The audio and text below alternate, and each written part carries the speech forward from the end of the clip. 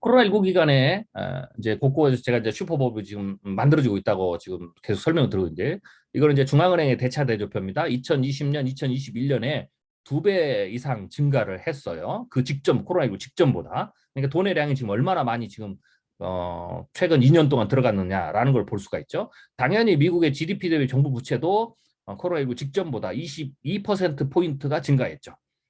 그러다 보니까 주식시장의 채권시장에서 충격을 연준이 다 받아주고 주식시장만 일시적으로 심리적으로 충격을 받았는데 사실 그 충격 자체도 그다지 크지 않았어요.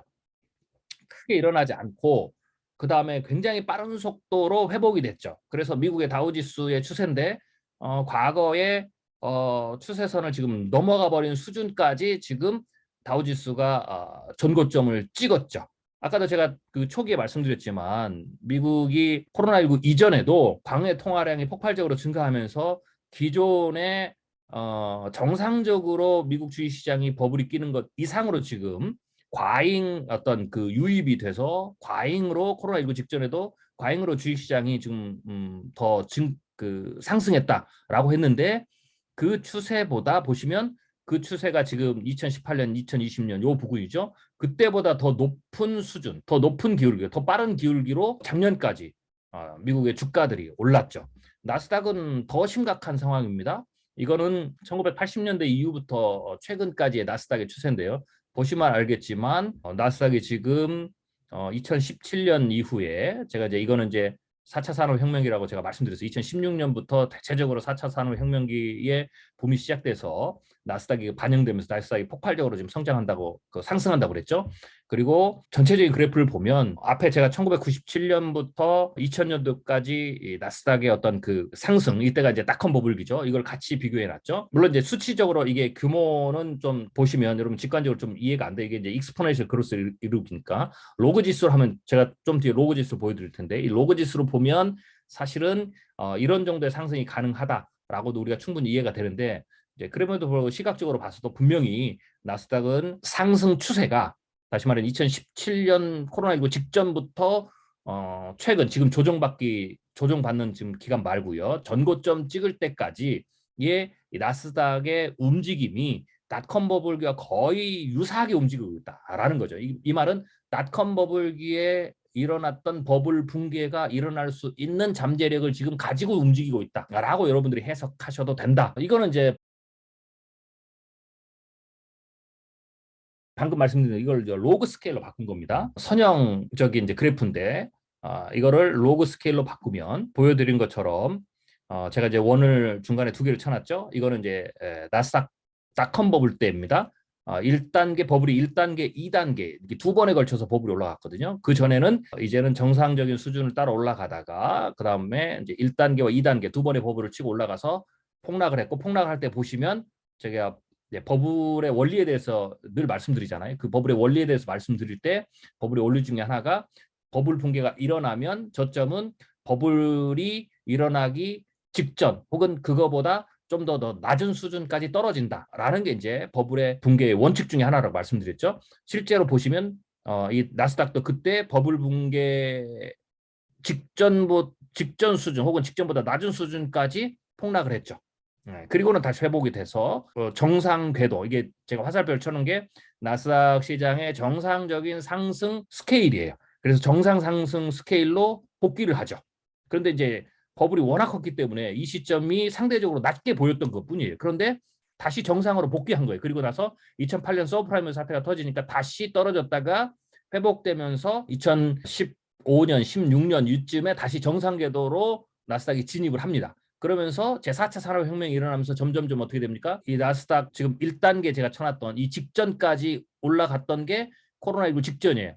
그러니까 정상 궤도를 약간 올라가죠. 1단계 버블 올라가기 직전에. 그런 것처럼 약간 올라갑니다. 그리고 나서 코로나19가 터지면서 폭발적으로 상승을 해요. 이게 지금 보시면 1단계, 닷컴 버블 때 1단계 버블 올라가는 수준까지 지금 올라간 겁니다. 물론 보시면 이 1단계도 올라갔다가 마냥 올라가지만 않죠. 올라갔다가 조정을 받아요. 큰 조정을 받죠. 상대적으로 버블 상승분의 한 절반 정도를 토해냅니다. 그렇기 때문에 이번에도 나스닥이 기준금리 인상 기간에 그렇게 받을 가능성이 있어요. 그래서 이번에도 충분히 그 정도까지는 떨어지는 거죠. 그러다가 다시 또 회복을 하고 폭발적으로 상승, 두 번째 상승을 하고 심각한 수준으로 쭉 빠지는 그런 어떤 패턴을 보였죠. 그래서 지금까지의 나스닥에 보시면 패턴은 이 닷컴 버블기의 패턴과 거의 지금 유사하게 지금 움직이고 있다. 버블의 수준이 닷컴 버블기의 버블 수준으로 지금 굉장히 그 높게 형성이 지금 되고 있다. 라고 보시면 될 것 같습니다. 이거를 이제 다우하고 비교해도 우리가 쉽게 알 수 있어요. 보시면 알겠지만 이거는 이제 닷컴 버블기와 현재의 다우와 나스닥을 서로 비교한 거예요. 그래프를 보시면 주황색이 나스닥인데요. 닷컴 버블기를 보면 다우도 상승을 했지만 나스닥이 훨씬 더 높은 상승률을 보였죠. 그러다가 버블 붕괴가 되면서 비슷한 수준으로 가다가 2014년, 15년부터 다시 둘 사이가 어떻게 됩니까? 벌어지기 시작하죠. 그리고 이번 코로나19 기간에 훨씬 더 많이 벌어졌죠. 그리고 이 벌어지는 다우와 나스닥의 이 둘 사이의 차이를 보면 닷컴 버블기 때 벌어졌던 차이와 비슷하죠. 이게 이제 지금의 버블이 주로 주식시장에는 닷컴 버블기처럼 이 기술주 중심, 이 미래 산업과 관련된 기술주 중심으로 버블이 폭발적으로 증가하고 있다라고 이제 우리가 생각할 수 있는 거죠. 그렇게 판단해도 되는 어떤 그런 그래프의 모습입니다. 그 다가오는 자산시장의 어떤 그 버블 붕괴가 제가 자산시장 대학살이라고 할 정도로 이게 굉장히 좀 심각한 수준이냐라는 걸 보면 2002년 닷컴 버블기의 충격을 여러분들이 잘 아시죠. 그리고 2008년 서브프라임 모기지 사태의 충격을 잘 아실 겁니다. 그런데 2000년대 닷컴 버블하고 2008년의 서브프라임 모기지 붕괴는 사실은 모든 자산 시장이 전체가 올라서 모든 자산, 물론 이제 버블 붕괴에 이런 모든 자산 시장이 하락을 하지만 모든 자산 시장이 꼭지점까지 전부 다 버블이 차 있던 게 아니었어요. 이 닷컴 버블 때는 주로 주식 시장, 그것도 나스닥 시장 버블이 가장 큰 상황이었고, 그 다음에 2008년에는 주식 시장은 좀 상대적으로 좀 양호했었어요. 네, 그런데 부동산 시장의 버블이 극대화돼서 터진 케이스죠. 실제로 2008년 직전의 주식시장의 상승률을 보면 상승률이 그다지 높지가 않습니다. 네. 부동산에 의한 충격에 의해서 자산시장이 무너져 내린 사건이죠. 그런데 지금 다가오는 사건은 주식시장 꼭지점, 그것도 닷컴 버블기와 같은 수준의 꼭지점, 그리고 부동산 시장도 역시 2008년보다 더 높은 수준, 그 다음에 채권 시장도 15년간 누적된 거, 뭐 사실 역사상 최고수, 과거의 채권 시장의 어떤 그 버블 붕괴의 사례를 본다면 역사적으로 가장 높은 수준이다라고 해도 그냥 과언이 아니에요. 그리고 여기 어떻게 돼요? 과거에는 2008년이나 2000년 닷컴 버블 때는 이 암호화폐 시장은 없었어요. 이게 새로운 자산 버블 어떤 그 충격의 위험이 만들어진 거죠. 그래서 이 암호화폐 시장도 지금 같이 있는 거죠.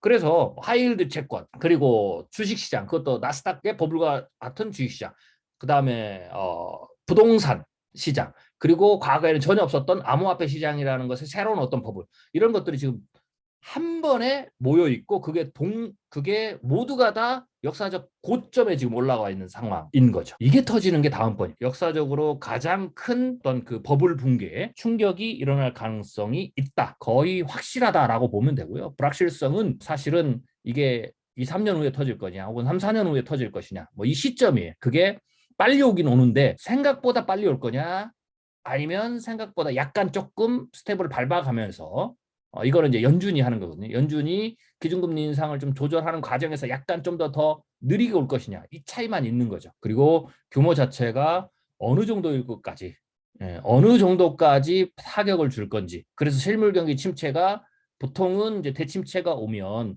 미국 같은 경우에는 대체적으로 뭐 한 12개월에서 한 18개월, 1년에서 1년 반 정도의 실물 경기 침체가 오거든요. 한국은 그보다 조금 더 됩니다. 그래서 2년이나 3년 정도, 2년이나 한 2년 반 정도의 실물 경기 침체가 오는데 평균적인 실물 경기 침체의 가장 긴 기간을 갈 거냐 아니면 그보다 더 길게 갈 거냐라는 부분도 생각해야 돼요. 왜냐하면 2000년대 닷컴 버블이 터졌을 때 닷컴 버블이 이 나스닥 주가가 빠지는 데만 2년 걸렸어요. 보통의 평균적인 버블 붕괴가 일어나면 주식시장의 버블 붕괴가 일어나면 빠지는데 그러니까 주가가 전고점에서 마지막 바닥까지 빠지는데 평균적으로 한 6개월 정도, 길어야 1년 정도 걸리거든요. 그런데 닷컴 버블 때는 그 버블 붕괴가 엄청나게 컸기 때문에 사실은 2년 정도까지 시간이 걸리면서 주가가 빠졌어요. 그러니까 주가 하락 기간도 굉장히 더 길었다는 거죠. 그러니까 이번에도 버블 규모가 워낙 크기 때문에 어떻게 되겠어요? 그 버블이 빠지는 시간, 그 빠지는 시간은 결국 또 실물 경제 침체 기간과 또 연동돼 있기 때문에요. 그 기간이 상대적으로 꽤 길 것이다. 굳이 보수적으로 해도 과거의 경기 침체 기간이나 과거에 주가가 하락하는 그 기간 중에서도 평균 중에서도 가장 높은 수준, 가장 긴 수준이 될 것은 분명하고요.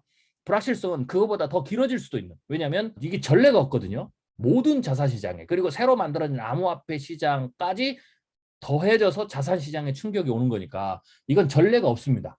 그래서 굳이 비교를 하자면 대공황급의 어떤 자산시장 충격, 뭐 대공황급의 실물 경기 침체는 아닐 거예요. 그때와 지금의 연준의 대응 방법은 또 다르기 때문에 실물 경제 쪽에 뭐 대공황급의 충격이 온다, 뭐 이걸 얘기하는 게 아니고 자산시장 자체에서의 충격은 그것에도 준할 수도 그것에 준하는 수준까지도 갈 수 있는 가능성이 있어요. 그래서 그 범위 스펙트럼이 그 자체만 지금 불확실성이라는 거죠. 그리고 나머지를 제외하면 그걸 제외하면 대부분 다 지금 확실성이니까 우리가 그것을 잘 대비해야 된다. 그러면 이제 자산시장의 버블 붕괴가 2, 3년이냐 3, 4년이냐. 그럼 2, 3년이다 그러면 지금 2022년이니까 2024년 경이냐 아니면 좀 3, 4년으로 하면 2025년 경이냐. 그러니까 2023, 2024년, 2025년 혹은 6년 초, 뭐 이 정도가 되겠죠. 이 중에서 어느 기간이냐를 좌우하는 게 뭐냐라는 걸 우리가 좀 살펴볼 필요가 있어요. 그러면 왜 기간이 좀 차이가 날 거냐라는 것은 연준의 움직임에 달려 있다. 구체적으로 얘기해서 연준이 물가를 잡지 못해서 그러면 이제 스태그플레이션이라죠. 즉 스태그플레이션이 발생하면 2, 3년 후에 경기 대침체가 오고 자산시장에 대폭락이 온다. 뭐 이렇게 생각하면 될 것 같고요. 연준이 물가를 잡아서 스태그플레이션이 일어나지 않으면 버블이 추가 버블이 생겨요. 그러면은 사실 이 충격이 훨씬 더 크다. 자산시장은 더 크다. 왜냐면 더 올라가니까. 그러면 더 많이 떨어지겠죠. 이런 어떤 현상이 일어나죠. 그럼에도 불구하고 사실은 좀 연기가 되는 거니까 그렇게 되면 뭐 2025년 혹은 2026년 초반까지는 버티고 그때 폭락을 하겠죠. 그게 바로 빠르면 2, 3년, 늦으면 3, 4년 후에 다음번 경기 대침체 그리고 다음번 자산시장의 대폭락, 자산시장 대학살이 일어날 거라고 제가 예측하는 어떤 기준점입니다. 그래서 결국은 빠르냐 늦으냐는 이제부터 연준에게 달려있다. 조금 더 좁힌다면 그 물가를 잡느냐, 그래서 스태그플레이션이 일어나느냐 일어나지 않느냐로 우리가 조금 더 좁혀서 쉽게 해석을 할 수가 있겠죠. 언제 판가름이 나느냐, 이게 이제 중요하겠죠. 그게 바로 2023년이에요. 그래서 올해보다 내년이 중요합니다. 그래서 여러분들이 내년을 굉장히 유심히 지켜보셔야 돼요. 내년이 어떻게 되느냐에 따라서 다음번 경기 대침체, 자산시장 대폭락, 자산시장 대학살에 준하는 그 규모의 대폭락이 2, 3년 안에 일어나느냐 혹은 3, 4년 후에 일어나느냐가 결정이 된다라고 보시면 되겠습니다.